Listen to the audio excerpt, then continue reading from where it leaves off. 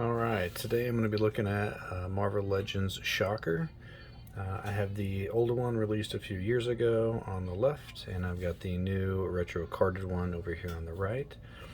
As you can tell, the difference between the two, the one on the right looks a lot more like the cartoon version.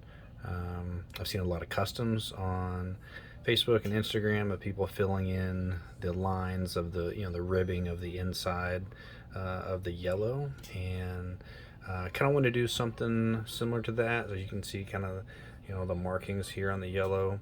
Definitely a lot more brown, which I kind of liked a little bit. This looked very cartoony to me, so I went ahead and did my own little version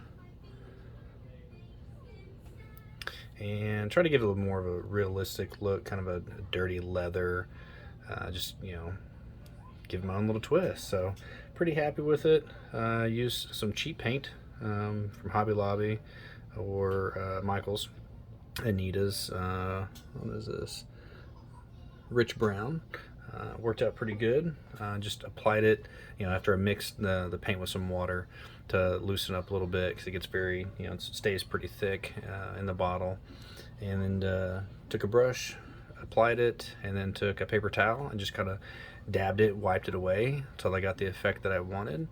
I did have to go back and redo some of the joints.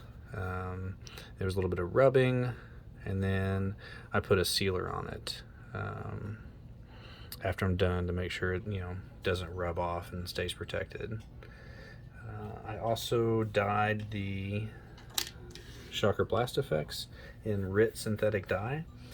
Probably going to use a yellow hot glue of some sort. It'll be a lot faster than painting it, but I thought the black effect looked kind of cool, even though I do have some black effects already, but they're being used with my Sunspot. The difference between these two, I think the one on the right, a little bit more orangey and more of a solid color throughout, where the one on the left has a little bit of different color, some fading possibly, almost a tint of red on the back. As far as the body styles go, I do like the look of the original, but then after I compare it to the new one, I can start seeing some differences where, like the ab crunch, does not go back at all. It only goes a little bit forward. But I do like the gauntlets, a lot more detail on these gauntlets than the new guy. But the new guy comes with extra set of hands, so that's pretty cool. Knee pads are kind of tough, but very gray and boring. I would like him to be a little more roughed up, kind of like the gauntlets are. His feet are kind of small. He's not very muscular. The neck has a lot of bend to it, but then, when it's not bent down, you can see that joint right there. So initially I did like this. I was able to get, like I mentioned earlier, the Thunderbolts version of this guy, but after painting this guy up a little bit, I think I'm a lot happier with how he turned out than the original.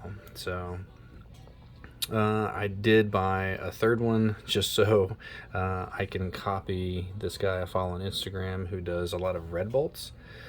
He's got some really cool customs out there. He's got a whole Red Bolts team, and he used this figure for one of them. So as I'm trying to inspire the people, I'm going to take inspiration from others, and I'm going to try and mimic that. So hope you guys enjoyed the little comparison.